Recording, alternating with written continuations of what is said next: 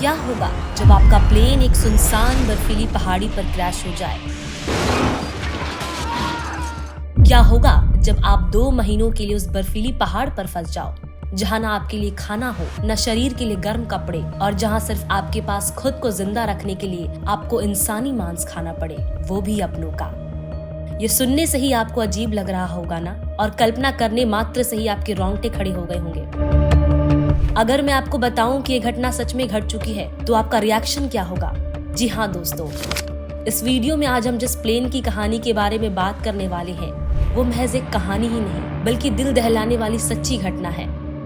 Video में अंत तक जरूर बने रहे, क्योंकि आज इस वीडियो में हम आपको फ्लाइट 571 में घटी हुई ऐसी घटना के बारे में बताएंगे, जिससे जानने के बाद आपका दिल और दिमाग दोनों दहल उठेगा। साल था 12 अक्टूबर 1972, जब साउथ अमेरिका के देश उरुग्वे से एक छोटा चार्टर्ड एयरक्राफ्ट उरुग्वेन एयरफोर्स 571 उड़ान भरते हुए चिली के राजधानी सेंटियागो की ओर जा रहा था। यह विमान कोई साधारण विमान नहीं था, बल्कि फेयरचाइल्ड FH-2270 था, जिसे अक्सर नागरिकों को किराए पर दिया जाता था। उड़ान का नियंत्रण एक अनुभवी पायलट कप्तान केसर फराडीज के हाथों पर था, और उसके साथ को पायलट लगुरारा थे, जो कि एक ट्रेनी पायलट थे। इस विमान में करीब 45 पैसेंजर्स सवार थे, जिनमें उरुग्वे के एक प्रसिद्ध क्रिश्चियन क्लब के 19 रग्बी खिलाड़ी के साथ साथ उनके फैमिली मेंबर्स और कुछ दोस्त भी शामिल थे। साथ ही 9 क्रू मेंबर्स भी मौजूद थे। फ्लाइट 3 घंटों का सफर तय करने वाली थी, लेकिन उसी रास्ते में इस विमान को एंडीज के पर्वत को पार करना था, जो कि दुनिया की सबसे खतरनाक पर्वतों में से एक है। लेकिन जैसे ही विमान इस पर्वत को पार कर रही होती है, तो आगे जाके दुर्भाग्यवश अचानक से मौसम खराब होता है, जिस वजह से इस विमान को बीच रास्ते में ही अर्जेंटीना के मेंडोज शहर में तत्काल लैंड कराया जाता है। ये फ्लाइट रात भर तो वहीं रुकती है, और अगले दिन जैसे ही सुबह होती है, यानी कि 13 अक्टूबर की सुबह, ये दोबारा उड़ान भरने के लिए तैयार होती है। लेकिन परेशानी ये भी होती है कि मौसम का मिजाज अभी भी खराब है। लेकिन दूसरी तरफ एक अच्छी बात ये भी होती है कि इससे पहले भी इस विमान का जो पायलट है, वो पहले भी इस पहाड़ी रूट से 29 बार उड़ान भर चुका है, जिस वजह से पायलट को पूरा आइडिया होता है कि एंडीज की पहाड़ियों को कैसे पार करना है।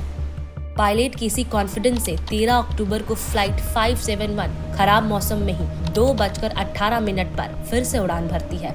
अब लगभग 1 घंटा हो चुका था। सभी यात्री चिली पहुंचने के लिए काफी उत्साहित थे, और प्लेन के अंदर एक खुशनुमा माहौल था। शायद उन्हें ये नहीं पता था कि उनका ये विमान मौत का मोड़ लेने वाली है। प्लेन इंडीज के पर्वतों के ऊपर उड़ रहा था। उन्हें पता था कि इन पर्वतों की चोटियों की ऊंचाई विमान से भी ऊंची होती है, लेकिन मौसम इतना खराब होता है कि विमान के पायलट को धुंध, कोहरे और बादलों के अलावा कुछ नहीं दिख रहा था। इसीलिए पायलट सिर्फ टाइम कैलकुलेशन कर रहा था कि 1 घंटा हो चुका है, तो शायद हम एंडीज के पर्वतों को पार कर चुके होंगे।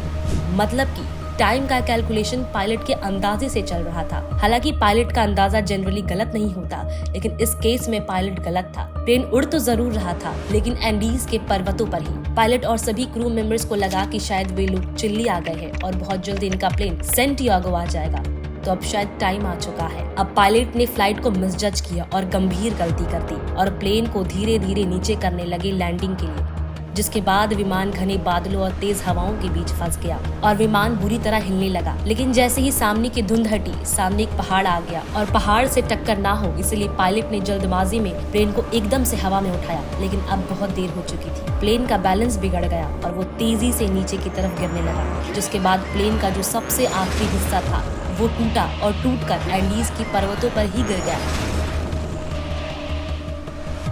कुछ यात्री जो विमान की सीटों से बंधे थे, वो तेज हवाओं के कारण बाहर गिर गए और पहाड़ों में समा गए। फिर एक और पहाड़ से टकराकर विमान का बायां पंख भी अलग हो गया। अब बिना पंखों और टेल के विमान का मेन हिस्सा बर्फीले ग्लेशियर पे तेजी से फिसलने लगा। लगभग 350 किलोमीटर प्रति घंटे की रफ्तार से कई बार पहाड़ों से टकराते हुए एक ढलान पर आके रुका, जिसके बाद विमान के हिस्से चारों ओर बिखर गए। लेकिन किस्मत से विमान में सवार 45 पैसेंजर्स में से 33 जिंदा बच गए, लेकिन अभी बचे 33 लोग बुरी तरह से घायल थे। अब एक दूसरे की मदद से लोग बर्फ के मलबे से बाहर निकलते हैं। वे ठंडी हवाओं और कड़ाके की ठंड से घिर गए। उनके पास केवल वही कपड़े थे जो उन्होंने पहले से ही पहन रखे थे। हादसे के बाद कुछ जीवित लोग बुरी तरह घायल थे, और कुछ तो सदमे में जा चुके थे, और सब लोग मदद के लिए चीख और चिल्ला रहे थे, जबकि कुछ लोग अपनों की तलाश मलबों में कर रहे थे। अब उन्होंने देखा कि विमान का पिछला हिस्सा टूट चुका है, जिनमें उनके कपड़े, खाना और जरूरी सामान था। लेकिन विमान के अंदर उन्हें थोड़ी सी खाने की चीजें मिली, लेकिन वो 33 लोगों के लिए काफी नहीं था। अब लोगों ने स्थिति देखते हुए खाने और पेय सामग्री को सावधानी से बांटने का निर्णय लिया। अब खाने का हिस्सा धीरे धीरे खत्म होने की कगार पर था।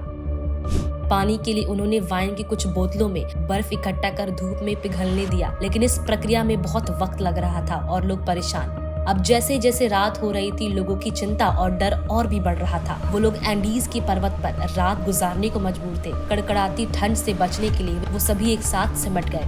उन्होंने सीट के टुकड़ों और सामान का उपयोग विमान के खुले हिस्से को ढकने के लिए किया, ताकि थोड़ी सी सुरक्षा मिल सके। वे लोग इस आशा में थे कि सुबह तक रेस्क्यू टीम उनका रेस्क्यू कर लेगी और उन्हें बचा लिया जाएगा।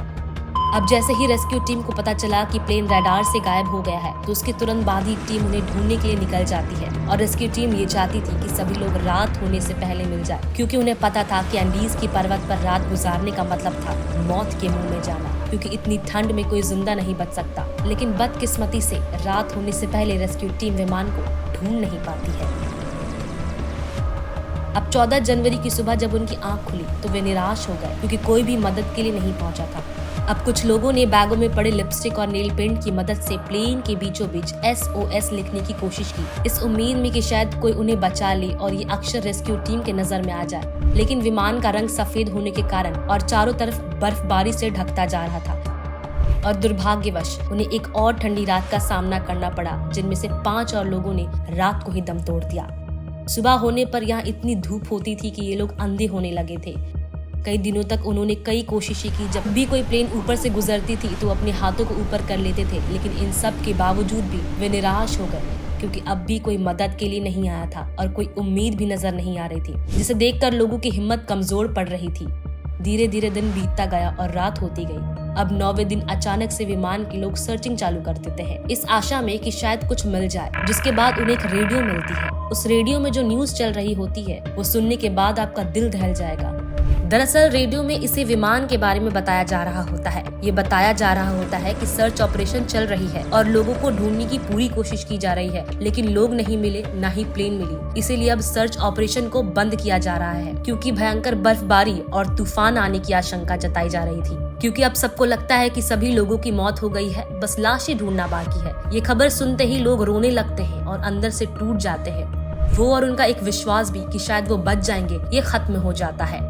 लेकिन उसमें मौजूद एक यात्री, जो कि एक मेडिकल का छात्र था, उसने एक अविश्वसनीय निर्णय लेने का फैसला लिया, जिसका नाम फर्नांडो पार्डो था। उसने सोचा कि अगर उन्हें कोई बचाने नहीं आ रहा है तो वो खुद और अपने साथियों को बचाएंगे। उन्हें लगा कि बस हाथ में हाथ रख के वे मौत का इंतजार नहीं कर सकते, उन्हें कुछ तो करना होगा। अब खाने का सामान भी खत्म हो चुका था। उनके पास खाने के लिए कुछ नहीं बचा था, न कोई जानवर, न कोई पौधा, न कोई कीड़े, और लोग कमजोर और बीमार होते जा रहे थे। जिनका वजन लगभग 80 केजी का था, वो अब इतने दुबले हो गए थे कि पहचानना मुश्किल हो गया था।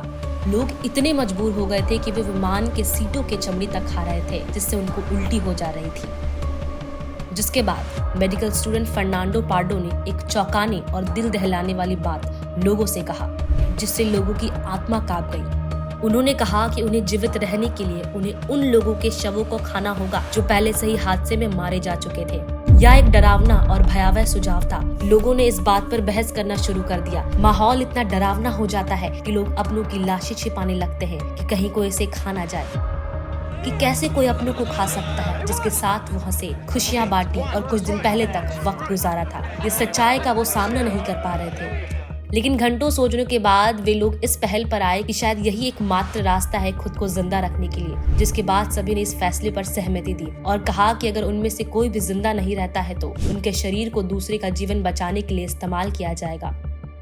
लोग आगे बढ़ते हैं और गहरी सांस और डर से आंख में आंसू लेकर सबसे पहले वो उन लोगों का मांस खाते हैं जो विमान में अकेले होते हैं, जिनका कोई साथी प्लेन में मौजूद नहीं रहता।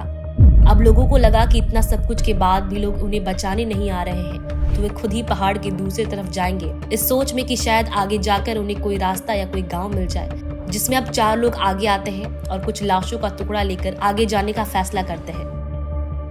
आगे जाकर उन्हें विमान का पीछे का हिस्सा मिल जाता है जो पहली बार में टूट गया था, जिसे देखते ही लोगों में हिम्मत आ जाती है। चारों में से एक यात्री ने ये कहा कि प्लेन में कम्युनिकेशन सेट होता है जिससे हम सिग्नल्स भेज सकते हैं।